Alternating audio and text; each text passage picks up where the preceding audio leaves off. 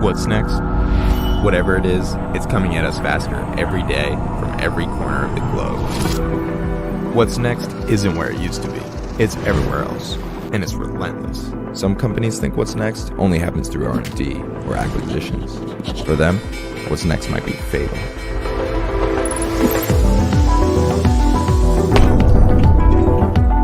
The most innovative companies are partnering with startups to do more with less, to hack problems, and to unlock growth. The most innovative companies turn to VentureFuel to solve their corporate challenges with innovative solutions. Our global innovation network includes over 500 leading venture capitalists, universities, accelerators, and angel investors. Heck, even our scouts have scouts, which is why at any given time, we have eyes on up to 2 million vetted startups around the world. But you don't care about 2 million startups. You care about the ones that can solve your problem, which is why we don't give you lists. We deliver custom vetted solutions. So whether you want to transform innovation across your company, or solve an immediate challenge with tangible results, or simply discover what's possible, VentureFuel helps you inject innovation to stay ahead of the pace of change. What's next? What's next is now.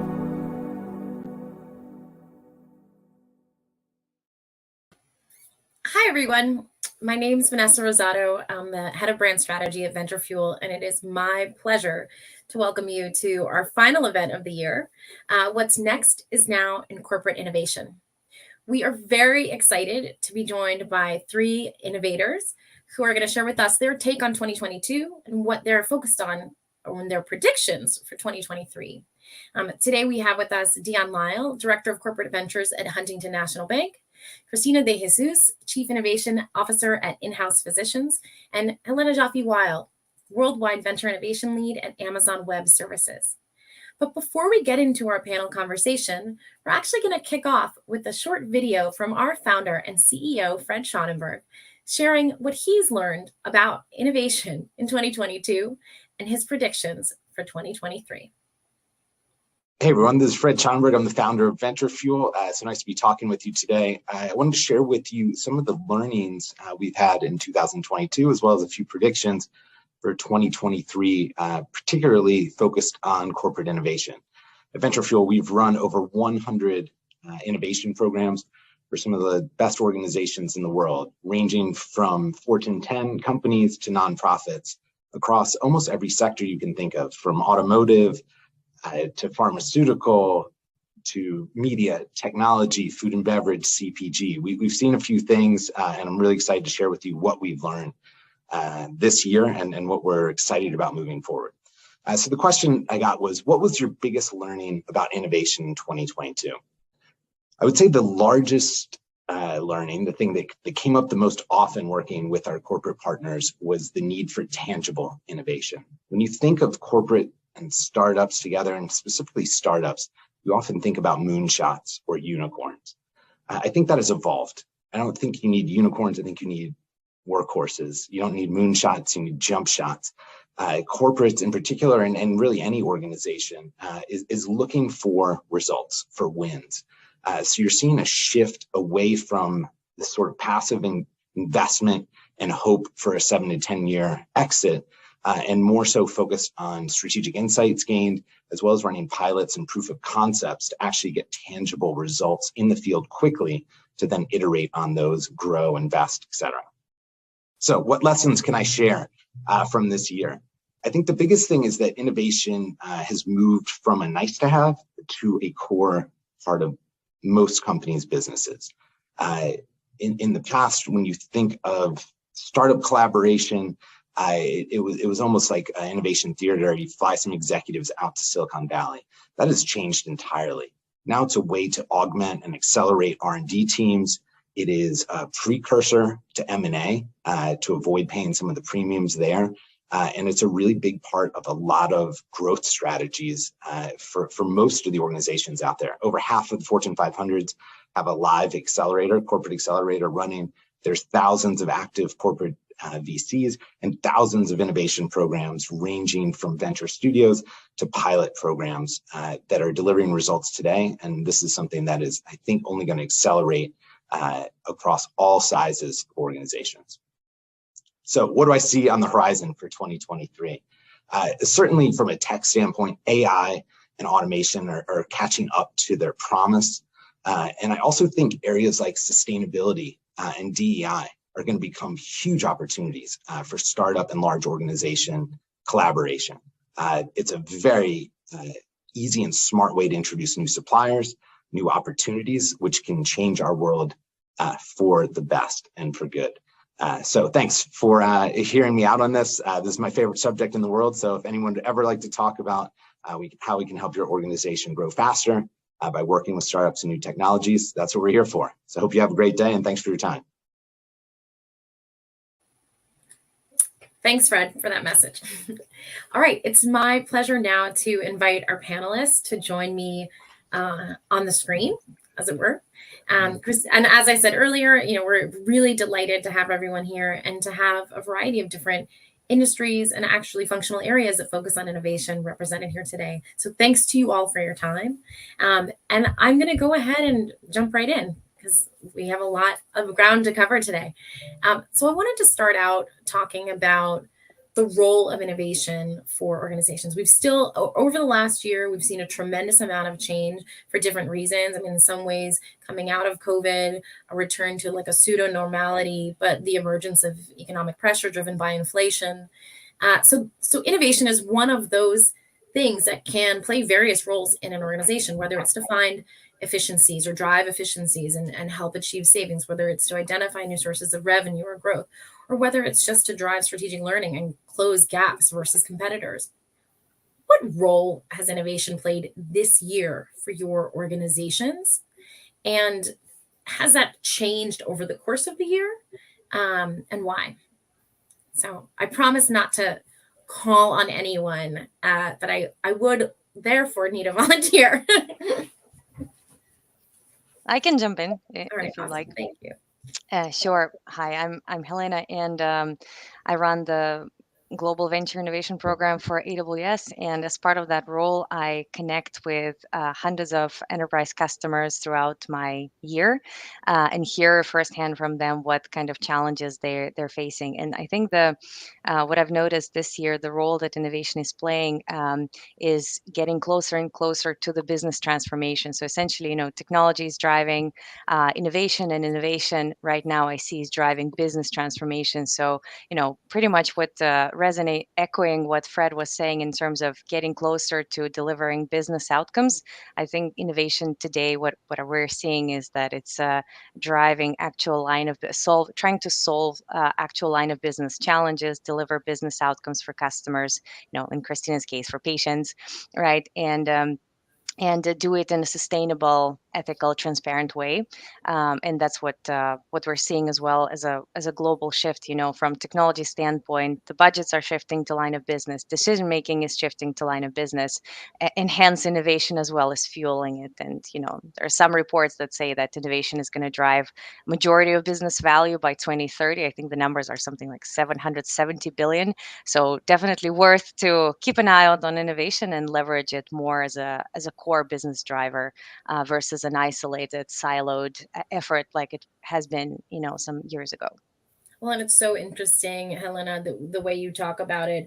In the past, we heard a lot of discussion of tech driving the digital transformation, but this is not about digital transformation anymore. We are in a digital world. This is about business transformation to meet our customers, our clients, wherever they are. So in terms of thinking about that evolution, Christina, Dion, how have you seen that play out in your organizations and in your industries, which are in some ways quite distinct and actually in some ways facing many similar challenges, from evolving customer demands and expectations to new requirements based on the way that shopper or that patient or banking customers' behaviors are changing?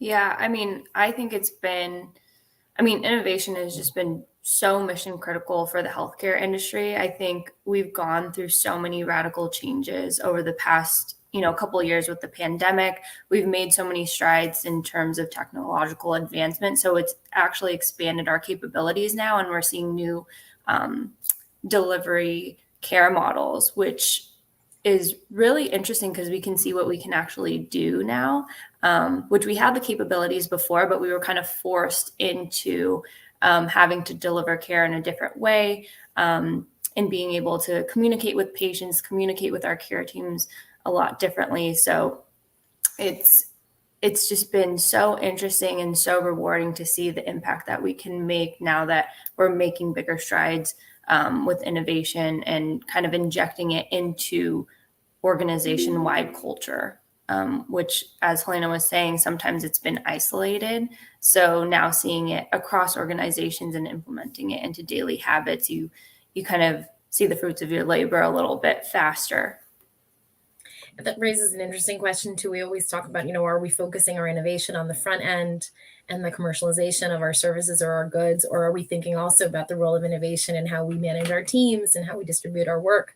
And a lot of organizations who might have been very, very adept and functioning at a high level in terms of the front end customer, consumer, shopper, banker, they're actually now looking at how to apply those models internally to how they treat their employees, or in your case, how they deal with the medical staff or delivery of service. Dion, I would love to hear your perspective on this, particularly because you're sitting in a unique point of view in this entire ecosystem, which is the corporate venture seat. So the brief and the demand from the business for what you're sourcing in terms of deal flow or investments. How has the role of corporate ventures evolved this year, in your perspective? It's interesting. I've been in corporate ventures with Citibank previously and First Data, so I'm used to regulated entity corporate venture, and it's much more freewheeling now than it used to be, and partly referring to what Helena was talking about, the business unit connection, right? Yeah. We're very business unit driven. And so we're not able to just go out and do experiments or, buy companies or whatever. But with that said, we did our first fintech acquisition this year to drive innovation. And what it was this really unique case of a business that had fallen behind the digital 8-ball, and we had to catch up quickly. So we did a build buy partner analysis, went into the market and said, and I jokingly call fintechs 2 guys in a coffee pot. It was literally 2 guys in a coffee pot, and we didn't even keep the coffee pot. So we brought on this team, Code, hosted at AWS, and we pulled it in-house, and we only pulled one of the guys in. They joined us. And we stood up this business. We ring-fenced it initially outside our infrastructure. Like Christina's business, we're highly regulated. And so what we had to do was really make sure it was enterprise ready. And that was a big part of it. The code was there. There's so much being done in fintech today that Huntington now wants to be a better partner in the ecosystem through build by partner analysis. And now we'll invest directly, we'll acquire, we'll do all these different things. Whereas before, even for a bank of our size, we had this default to build. Let's go build it. You know what? Let's be honest with ourselves. There are people in Silicon Valley, New York, and now Austin and everywhere else that can build better, faster than we can. So I think that's the big change and shift for Huntington in 22 and moving into 23 is build by partner analysis. Don't default to build. There's plenty of good stuff out there. Let's learn to integrate. That's what I think our big lesson is coming into 23 is we need to learn to be an integrator. It's such a great learning, and all of this is so fascinating because you're 3 people working in very distinct areas of innovation. You're working in 3 very distinct industries, and you're saying, look, it's actually about the tangible result. It's about the business unit demand for a specific solution to an existing problem. This is not about innovation tourism or experiments that exist on the periphery or the perimeter or on top of the business. If I could interject one thing there on the tourism, I was making this point the other day. I am not adverse to the petting zoo.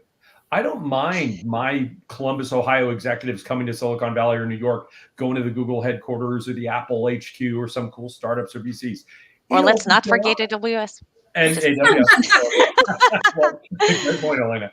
But I'm not adverse to that because it opens their eyes to a different way of looking at the world. So like we did our first Money 2020, that's the big fintech event in my world. I was going to invite 3 executives from Huntington. We ended up with 20 people coming. Every one of them came out of it, eyes wide open. Wow, what a big ecosystem, what a big universe. So exposing executives to the broader world has a value. I understand the bad reputation it gets if you don't do anything, but I do like exposing executives to that world. That's Dion, awesome. go ahead. Sorry, Yeah. go ahead. No, Go go ahead, ahead. Vanessa. Go ahead. I'm going to ask a different question and I don't want to lose this thread. So go ahead. Yeah, I just wanted to say, Dion, it really resonates because what we've learned as well through venture innovation is that there are a number of things that customers are doing, and as you're saying, we're also seeing the evolution from let's just build by default, ourselves with a consulting partner, etc., versus let's speed things up, let's accelerate. If someone has spent 10 years and 2 PhDs developing a vocal biomarker, why would I want to build it, right? Let's partner up. And so what we're seeing is that essentially there are three needs for organizations. And one of them is, we call it be curious, but it's essentially exposing executives or organizations to thought leadership, to companies in a thoughtful way. So getting the right decision makers in the room, aligning on the business challenges that we want to solve, and then creating environments, being a showcase, a visit, etc., an innovation day to learn. The second is all about the project. So essentially where, Vanessa's world is, right? So how do you run a successful pilot? How do you integrate? How do you scale? How do you scout and source the partners? And then the third piece is strategic partnerships, or how do we think big together? So, be curious, start small around the projects, and then think big. And I think that's another thing I'm seeing we're seeing new this year is more and more organizations are realizing that they can't walk it alone. They can't do it alone. And not just them and the startup, but also other industry players. So we're seeing much more peer-to-peer collaboration with startups, other industry players like within healthcare, for example, payer, healthcare system, et cetera, patient advocacy group coming together to solve a big challenge. And I think that kind of cross-industry collaboration is what's going to drive true meaningful results in the future. So people working together is what we're always advocating for. It's really fascinating. We see that a lot with our clients as well, that sometimes they're very focused on things that are linear to their specific industry. And it's once we start actually looking at adjacencies, then we say, look, there's this piece of technology. It's operating at a really high level in this adjacent category. But if we bring it over into your business and we work directly with the founder, to maybe evolve their solution to better suit your needs, then actually it's going to be a great fit for you. And our CEO likes to say, you're going to start on third base. Right? You're not going to have to go to spring training. You're not going to have to work your way there, spend 18 to 24 months getting to a proof of concept internally. And Dion, I think it's really interesting that you guys had that default and now you're evolving to have the default be to ask the question of where we should start in that model. So I do want to actually build upon, Helena, what you were saying and go to our next conversation, which is what lessons do you have from this year and what have you learned? I mean, we've talked about some of these already, but what do you know now that you didn't know in January of 2022, or what has surprised you about how your innovation strategies or plans have actually manifested over the last 12 months? Fintech's had a big shift in valuations. And so one of the things for us is, our CFO likes to think that the fintech ecosystem's on sale, so to speak, as you look at valuations. And so we've become much more, I wouldn't say aggressive, but much more willing to look at different kind of structures. So when we go into a partnership, we used to go in with a very partner-centric view. Now we go in with a blank sheet of paper and say, is it a JV? Is it an acquisition? Is it an investment? Is it a joint development? We just announced a deal with InvestCloud where we jointly developed IP, and rather than keep the IP at the bank, we gave it back to them so they could sell it to other people. Then we get, a piece of the pie later. We've gotten very creative in our deal making boundaries and vectors, and I think that's super exciting. I think that's the biggest for us. It's really fascinating because a very traditional enterprise or industry leading organization approach is to say that IP is ours and we're actually going to try and block out our competitors, and you're going to go to a startup. Meanwhile, the startups incentives are totally misaligned with that. They're trying to scale and you're going to say to them, hey, partner with us and we're going to close out the other 99% of the market to you, as opposed to a very big pivot in mindset, which is like, we're going to make our money by having some of our biggest competitors buy this service as it scales. And you, by the way, get the chance to shape it to best meet Huntington's needs as it scales along the way. That's super interesting. And these are conversations we have a lot too, because this question of collaboration or coordination can sometimes be at odds with traditional incentive structures or traditional ways of thinking about business, So I guess that's one great learning. And thank you, and lesson, Dion, thank you for sharing that. Christina, as you guys look across the last year, and healthcare in particular, I mean, since 2020 has gone through huge transformation. There's been a ton of lessons learned. But what would you say in the last 12 months has been a big eye-opener for in-house physicians in terms of your innovation strategy and plan and how you've gone to market? And I apologize. I said I wouldn't call on anyone, and I just did it. So I hope that's okay. Yeah, no problem. I mean, we talked a lot about cross-industry collaboration, and we did a lot of that over the past couple of years, which I don't think was happening a lot previous to the pandemic or kind of going into the pandemic. Healthcare kind of isolated itself a lot when we looked at like what the capabilities were in terms of technology and ways that we can deliver care. So our focus has really shifted to figuring out how we can be more customer centric, and it's come out of a lot of cross industry collaboration. I mean, we're seeing so many different partnerships across different industries that you never would have thought of before. Even seeing Amazon, trying to come into healthcare has been a big eye opener for a lot of companies. And I think it's pushed a lot of other organizations to kind of do better, find different ways of doing things. I mean, healthcare needs a major facelift, and it's not going to get done by itself the way that it is right now. So kind of seeing all this collaboration has been very inspirational to see what's actually possible. And I think, within our organization, previously, we kind of isolated our innovation efforts to certain teams. So being able to, again, inject that into organization-wide culture, kind of all the way down into the trenches, really, for the people that are actually delivering the care all the way up to the top. It's really just been contagious in terms of what you can do and exposing people to what's out there. I mean, Dion talked a lot about kind of exposing people to different worlds or different industries, the way that people are doing things. And it's been very rewarding kind of doing that for people on the front line, because those are the people who are going to give you insights into, what our patients and what the true consumers really need. Actually, if I could build on that for a second. Yeah. Interestingly enough, Christina, our worlds overlap. Healthcare is a big vertical for Huntington Bank. And so we've been looking very much at how physicians are paid, insurance gets paid, consumers get reimbursed, and all of that. So there's a really big overlap. And this is a perfect example. Finance, payments, banking, healthcare, how money moves, embedded finance. These all come together, all hosted on AWS, of course. And these all come together in a mix that is really interesting. And to Christina's point, we're talking more to hospitals, payers, and insurers. So really interesting how all of the worlds kind of blend together, and we can all help each other innovate for the good of the consumer, the patient, the client. Yeah, and I think a lot of, at least employers, are exploring different financial models in terms of how to, retain and recruit top talent, and that goes into their benefits packages. There's a lot more kind of on-site primary care wellness centers being implemented into their on-site solutions, or even for their remote workforces. So trying to figure out the flexibility between care delivery and these remote workforces or hybrid workforces has been really interesting, because there's kind of this push-pull in terms of how people want to pay for that and who's going to pay for that.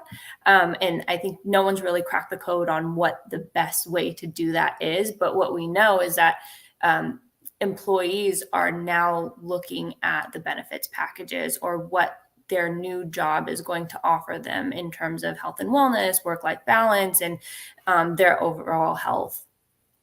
Christina, could you take a moment, actually, just because in-house physicians is so interesting, and would you just for the folks in the audience who don't know exactly what in-house physicians does, would you just give a brief overview? Because it puts you at this unique vantage point too of how the patient gets served and how hybrid and all this evolution of workforce management, or where the workforce is located, is actually impacting people's expectations around care and service as well. Yeah, so in-house physicians primarily does employer solutions. So whether it's supporting meetings and events, either domestically or internationally, whether it's their executive team or their whole attendee base for incentive programs or executive conferences, things like that, we provide urgent care to really bring access to care kind of right where you are, and make sure that you're maximizing the productivity, because, there's a lot of things that people just don't know, especially in the world of COVID, where a sniffle can either mean COVID or it could mean you just got off a plane and you're just feeling under the weather. And then we also have Asterius Health, which is kind of this hybrid model of worksite health. So we've kind of merged both digital health and the on-site human touch and nursing care to provide this ecosystem of health resources for both remote workforces and on-site workforces, which we found to be very beneficial for employers when they're looking for a solution for this kind of evolving workforce, which is really unpredictable right now. So we know that the traditional models are extremely expensive, but digital health and like this digital transformation has allowed us to figure out how we can crack the code on making it more affordable, thereby expanding access to care, which has been a huge issue just in terms of healthcare delivery across the country. Thanks for doing that, just because your comments are really interesting, and to give folks some context and sort of what your vantage point is from an organizational perspective. Definitely. So, we talked about lessons and learnings. Oh, Helena, I think you were going to jump in with something. I want to go back to you before we move on to the next. Thank you. I just wanted to make a comment that what Christina and Dion are mentioning, that's also resonates, and we have seen that across the board, from remote care delivery as a challenge or use case that a lot of companies are trying to solve, from healthcare systems to pharma companies, right? How do they deliver care better for patients in certain clinical trials or in a certain treatment? And also from the, financial services standpoint or fintech standpoint, the payment systems or, rapid verification of eligibility, and then seamless payment solutions, etc. Like the words begin to collide, and you already don't know where the payments end and the healthcare system begins, and I just wanted to say as well that the question of who pays for what is always going to be the question in healthcare, but hopefully by working together we can solve that and deliver some good customer experience. Because that's it, right? At the end of the day, this is what's driving all of it. Is this, and it's it's not not to point out Amazon, but it's the Amazonification of our expectations of like that instantaneous delivery of customer great service and instantaneous service, and almost like predictive service, right, of what we need and when and how we need it. The customer obsession in innovation, and I think that's what we're seeing as well. Rooted in design thinking, nothing new in that sense from methodology standpoint, but the way we're seeing organizations are beginning to approach it is, aligned with our leadership principle of customer obsession and the techniques we use, like working backwards, right, where we truly try to dive into the problem. We're seeing that much more right now with other customers, where they also want to figure out, get to the depth of the problem first before trying to jump to solutions or conclusions or getting excited about technology. And that's also the shift, I think, in mindset that we're observing. So that takes me to my next question, which is, we've talked a lot about the role of innovation this past year. We've talked about learnings and lessons and implications. What do you see being the role of innovation for you in the coming year? Or what are your predictions for the coming year in terms of how you will seek to leverage innovation to drive organizational transformation? I think in banking, one of the things that we're seeing is we all talk about digital transformation, digitization, et cetera. But in banking and in payments particularly, and you'll realize this in your own real world examples, it's about real time. So I think the biggest trend for us is real time. And what's interesting is, like, you write a check because we're Americans, we still write checks. The rest of the world does not. But ACH, right? ACH, a way to make a payment online, it's digital, but it's 2 to 3 days. It's not real time. We now have systems, one in the US. The first new payment rails in the US came out 2 years ago called RTP, real time payments from TCH, the clearinghouse. The UK just celebrated the 10th year anniversary of their real-time payment network the same time we launched ours. So to give you an idea, as Americans in payments, we're a wee bit behind. We're catching up. But that is the biggest trend I see coming. And I'll point out one other thing, and not to make this a payment nerd thing, but it comes with data. There's a standard called ISO 222 that allows the payment to travel with data. That's huge in the B2B world, because it allows you to have the remittance data connected to the payment. So when you say, oh, what's this payment for? Oh, the data is right there. Sounds minor. We all don't think about it. In the B2B world, that's a huge leap forward. So data connected to payments and going from batch to real time, because none of us would accept batch in our day-to-day lives. Like this video thing, you ask us a question and 20 minutes later we answer it. That wouldn't work, right? It's a real-time world.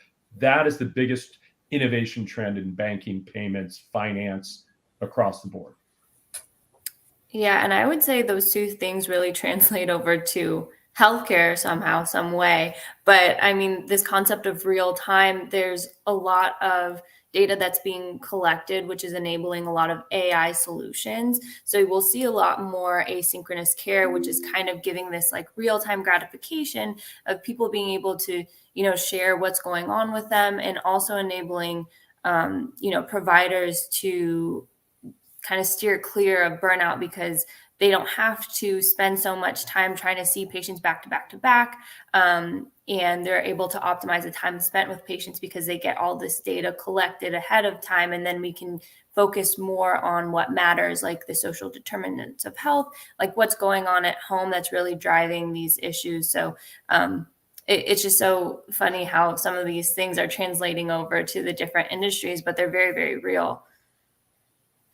I could just add specifically on the data and AI side that I think next year we'll be seeing much more use for AI-enabled solutions in terms of, real-time insights, for example, to make business decisions, to design new products, to get to new customer segments, get the sentiment, anything from video, language, speech, etc. So analyzing it in real time and then providing a meaningful action. So again, connecting back to the business results, right?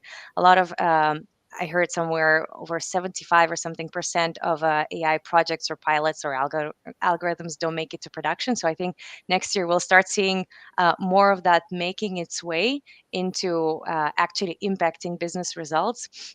And also providing opportunities for teams that are maybe not skilled or not staffed enough to work with AI with low or no code solutions to also leverage and harness that technology, because it wasn't there before, right? We didn't have the compute power and other technical sort of infrastructure to make it happen. We do now. So I think as with all of these kinds of technologies that are following the exponential growth curve, I think that's what we'll be seeing next year as well. And definitely real-time insights for business decision. Again, it could be for top line or bottom line, right? We could be generating new revenue streams or fixing the basics, right? On our, in terms of cost savings, which I think is going to be another big challenge or focus area for next year in terms of frugality. That's one of our leadership principles. So we've been living with that for a while, but I think lots of other customers will be realizing it now, that you want to do, more with less, and startups are an excellent solution for that. But overall, I think that innovation will be gearing towards how do we achieve business outcomes? How do we become more efficient? Even sustainability that Fred talked about from the beginning. How are we not only reducing our impact and following the ESG, principles and our agenda on that, but also becoming more efficient. I'm seeing as well that efficiency is basically the new sustainability these days, right? And I think all of that will be, with limited resources, will be critical next year to place our bets correctly and then leverage technology in a clever way and build those partnerships that can really allow you to do more for your customers with less resources.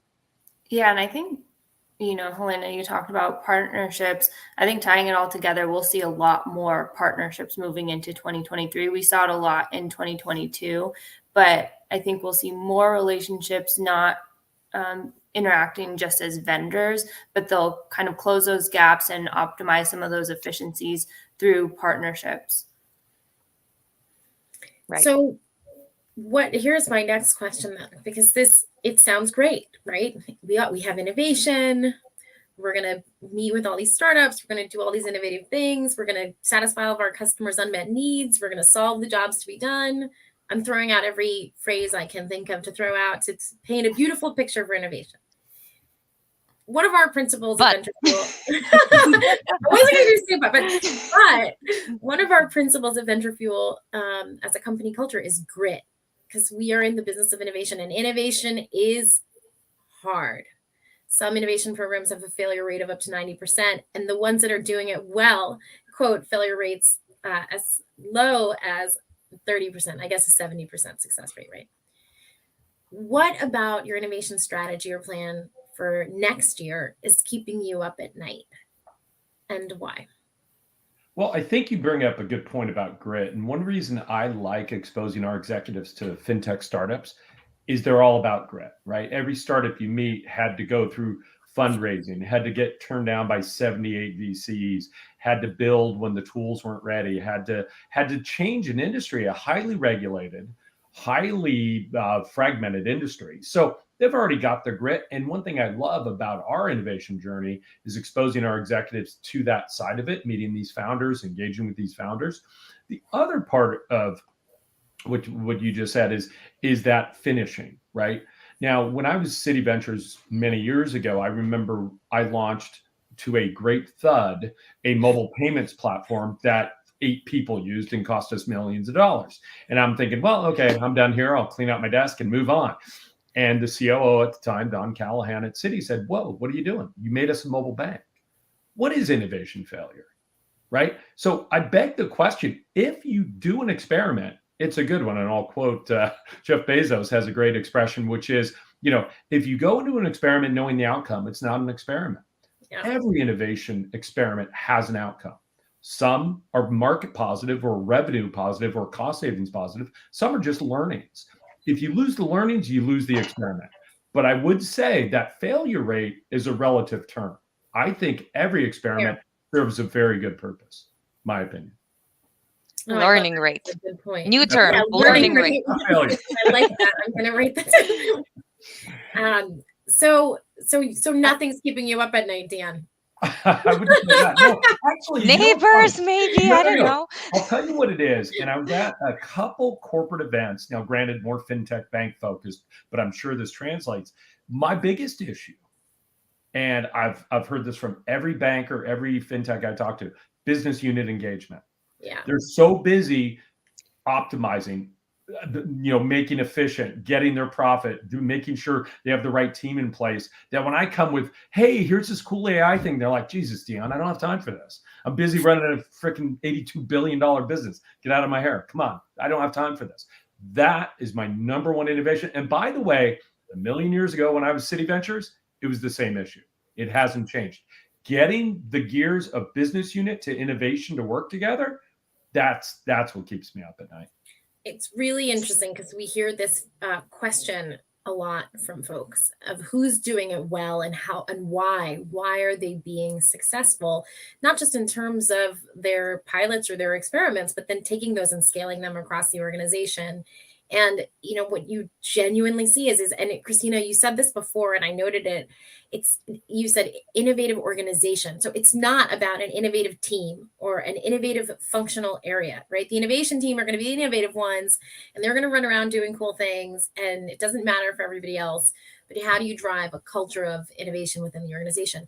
And how do you therefore make these experiments or this startup engagement, particularly the way we think about it, how do we create an engagement platform that takes the business unit and we're actually solving against their most pressing challenges to unlock and to make sure they hit that $82 billion goal with, as Helena said, fewer resources, not just flat budgets or down budgets in many cases, but fewer people, or they lack the technical or talent skills they need to embed, right? Which is the talent crisis and the competition for tech talent and innovation talent is really, really, I mean, across the competitive talent landscape, that's a particularly challenging area to recruit unless you are a core tech company. So I love that point around innovative organization and BU engagement, Dion, because it's such an important one.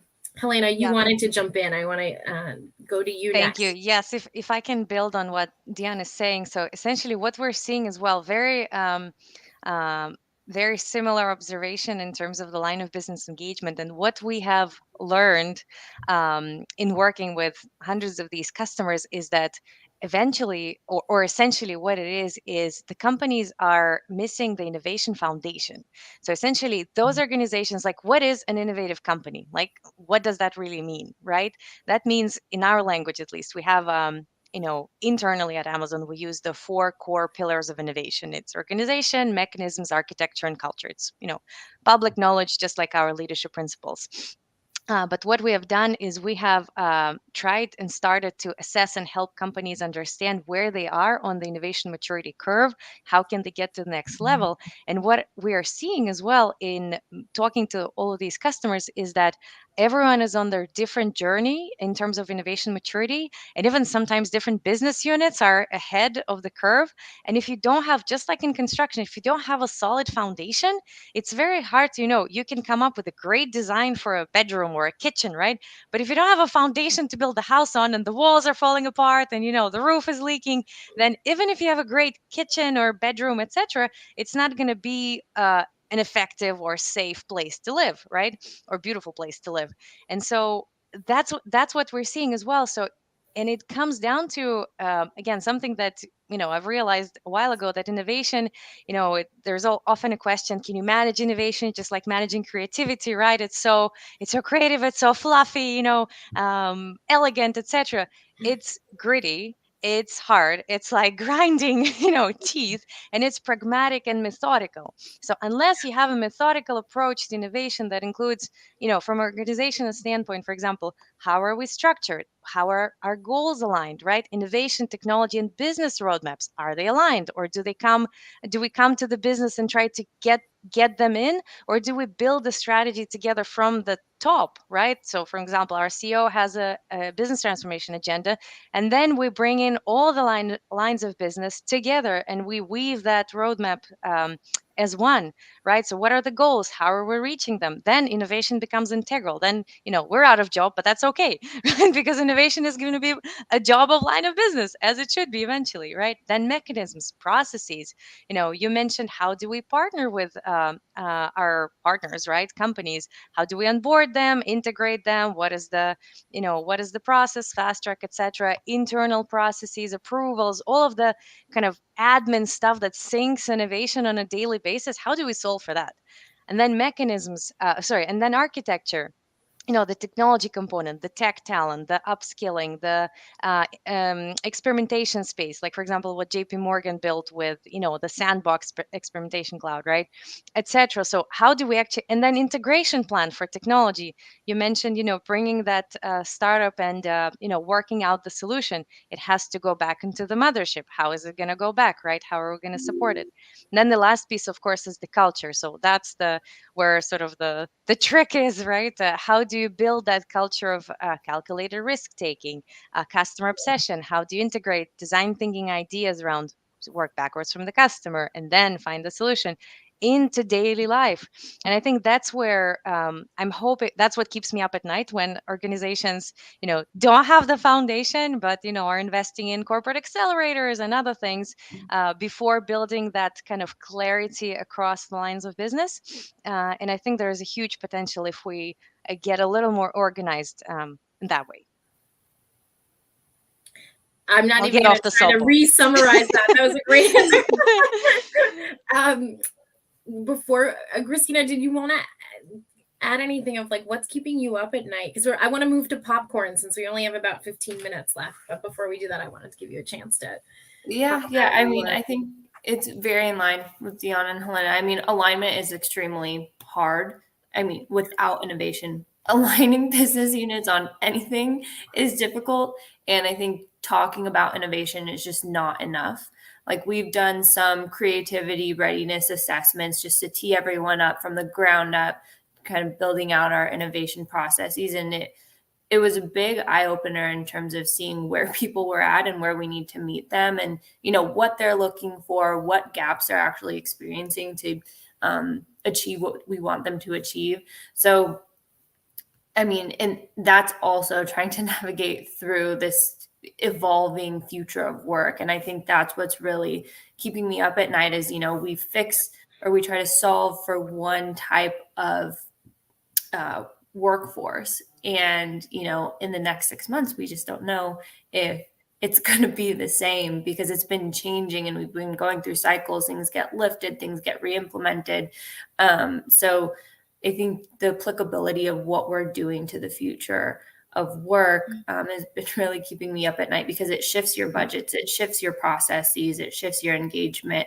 So just trying to figure out how we can remain flexible as things start to change has been really, it's been a challenge, but it's been kind of a fun challenge to experiment with because now we know with every situation what works and what doesn't. So I feel like hopefully we've gone through every type of workforce model that we can apply it as things start to change, but you never know. We're workforce in the metaverse. Okay, I'm just kidding. We can't have an innovation discussion without talking about the metaverse. Okay. I want to talk to you guys about what you're most excited about, but I'm actually going to hold that to be our last question. We have about 15 minutes left, and I'd love to go to popcorn. So what we're going to do, and we do this sometimes at VentureFuel, because there are a lot of buzzwords around innovation, particularly tech innovation.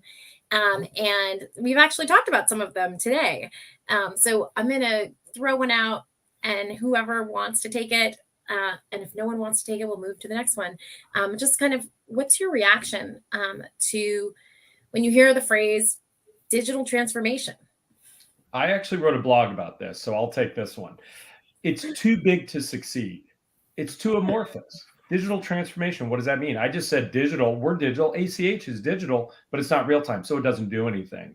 And I wrote, my blog was basically, you have to break it into pieces and make it more definable with better KPIs. I love that. So last year, as an anecdote, a quick anecdote, we do these What's Next Now. We've been doing them now for a while, and we pick a topic. Last year, we picked data. Way to go, Vanessa. Everyone's like, what does that mean? I was like, data. We're going to do an event about data. They were like, Vanessa, that doesn't mean anything. What about data? I was like, oh, good point. Okay, guys. So much like digital transformation, not enough detail. Okay, omni-channel everything. I'll defer. No takers. All right, I'll move on to the next one. Data privacy.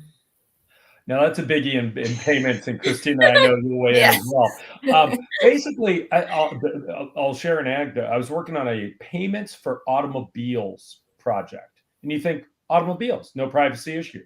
Well, it is, because where your car goes determines some things about you and could be considered, PII, right? Personal identifiable information. So just because it seems like it might not be a privacy issue doesn't mean it's not. So my take is to default, strip it down in every way you can think of. And the horrible example somebody brought up, a husband goes after hours to a bar when he told his wife he was working. The insurance statement comes in and says your insurance went up because you were in this neighborhood after 12 o'clock on a Tuesday. And the wife's like, whoa, honey, that's not what you told me. Well, that's a privacy violation. So the reason I share that bizarre example is you never know what privacy is lurking. And it's so interesting to earlier this year, you keep bringing up payments, Dion, but earlier this year, we hosted an event about the future of fintech, and Nisha Desai, who's the founding partner at Anav Capital, and they invest in fintech startups. We closed out the event. We always say, what's your advice, or what are your thoughts, or, what are you parting thoughts? And she said, pay attention to payments tech in the future of advertising. Payments tech in the future of advertising. I mean, I have a media marketing, digital advertising background. She goes, yeah, because once you basically are, once all this data privacy goes into effect, the only people who are going to have your information about what you're buying, when, where, how, and why you're buying it are going to be your payments fintech companies. Right. And so it was like a very interesting, and Christina, this speaks to your point from earlier, where we see a lot of these verticals colliding, and we're used to thinking about them pre-digital transformation as a sort of independent verticals that exist alongside one another. And as a consumer, I can pick and choose where to share my information. But all of a sudden, where you have to buy your car, right? If you want to have a car, you have to buy it, or if you're going to buy it, you have to pay for it, or even if you're going to rent it, you have to pay for it. Well, who gets that information, and what does that information say about you? That takes me to our next popcorn: AI, artificial intelligence. So has anyone been on Twitter lately? There's two threads going. One is this AI that takes a photo of you and makes it all cool and colorful. I think it's called Sense AI. The other one is this program that writes for you. And now all the writers on Twitter are like, hey, we're out of a job in 2 years because everything's going to be AI written. I don't buy that, but it is interesting to see in the thread of the Twitter sphere, AI is becoming, and somebody made the point earlier, it was a really interesting subject. Now it's being built out and used. Mm-hmm. Yeah, I mean, I think there are some benefits to it, right? Like you can free up some resources that can then be utilized elsewhere. You can free up some talent that can be utilized elsewhere. It reduces human error. But I think especially in the, applicability in healthcare, it still does not provide that human to human interaction that you need in healthcare and, talking to patients, interacting with patients and getting them to actually adhere to their care plans. So I think it can be a good and a bad thing, but I think we'll see a lot more moving into 2023 because I think people are kind of unlocking different ways that we can utilize it in the best way possible. Yeah, to comment on that, probably, especially in healthcare, we've done a couple of projects around this and thinking about some of our customers, like, for example, Chiron Medical Technology is a fantastic startup out of the UK that does AI for breast cancer screening. So their position is never to replace a radiologist, but to be a second pair of eyes, and their technology actually can spot cancer when human eyes can miss it. And they're acting as a, essentially as a second peer who looks at it, and they're offering that solution essentially drives access and affordability to diagnostics that are really important, and especially in developing countries where in our country, there aren't enough radiologists. So in developing countries, it's even a larger problem. So technologies like this, I think, that augment the human. And, my sister-in-law is a doctor, so I know quite a bit about the importance of human interaction. You can't replace some of those, things, but you can augment it, right? And we've seen, especially with COVID, we've been doing quite a bit of work trying to surface some of those life-saving technologies that can help the physicians, anything from preventing deterioration in clinical setting in ICU, for example, or in ER before the patient deteriorates going to ICU, or helping with liquid biopsy, so digital pathology, etc. So preventing disease, treating disease, helping to help patients stick to medication, adherence, etc. Remote patient monitoring. I mean, one example I can bring up, because it's another public reference, is we've helped another awesome startup, Agenta, recommended them to apply to a NASA use case around mental health remote monitoring, voice enabled, and it was again featured in, I believe, Forbes some time ago, that they won the grant, and that they're now building, again, AI-enabled, voice-enabled technology to help our astronauts who are going to deep space. So first to the moon, then to Mars, 2.5 years alone in space. We've all been through COVID. It's a long time. They need some mental health support. So helping with that. So that kind of technology is really exciting for us, for me personally. And I think that's the future. So combining the human element to drive goodness in the world, again, be it on the healthcare side, on the sustainability side, right? Thinking about our resources and climate and footprint and all of that with technology that exists. And I think a lot of it will be driven by AI. Again, AI can be a buzzword, but I think AI enabled, there are AI core, right? And AI enabled, a lot of AI enabled solutions we will be seeing, right? And then they will probably be enabled by AI core startups or technologies. So we have about 5 minutes left, and I want to make sure we have time for our last question. Last popcorn: sustainability.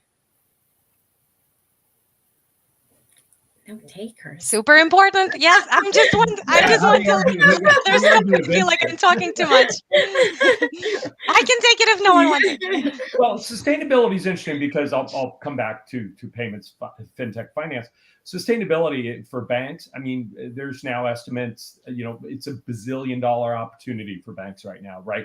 To invest in sustainability, to finance sustainable projects, and so on. So this is an opportunity for banks to have a really positive impact on the world, right? By financing and leaning into the financial opportunity around sustainability. So it's on our radar.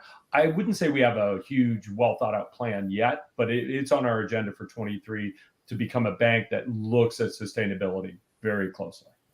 So that's going to take me into the last question for today. We have about 3 minutes left. What are you, and Dion, because you talked about next year, what are you most excited about that you see coming on the horizon, whether that's something that you're doing organizationally, something that's in your strategy and plan that you're going to look for solutions around, or just the trends that you see scaling?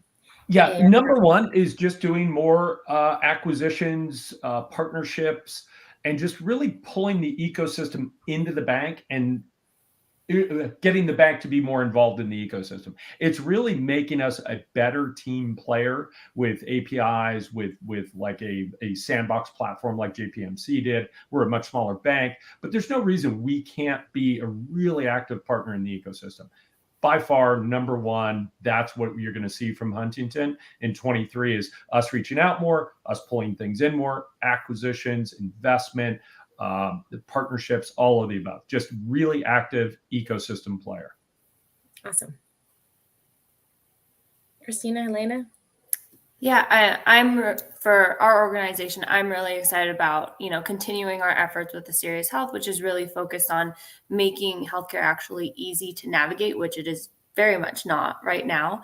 And then, making it accessible and also addressing clinician burnout, which was, at the forefront before the pandemic. And then after the pandemic, it was just, a huge burden on the healthcare system. So trying to put these providers and the patients in their families first, all at the same time, has been really exciting for me. I experienced burnout when I worked in the hospital, so that is really, near and dear to me. But I know that that's what's actually driving a lot of the clinician shortages that we're seeing now, which is impacting access to care. So I think just kind of seeing what the impact is going to be across the country is really exciting.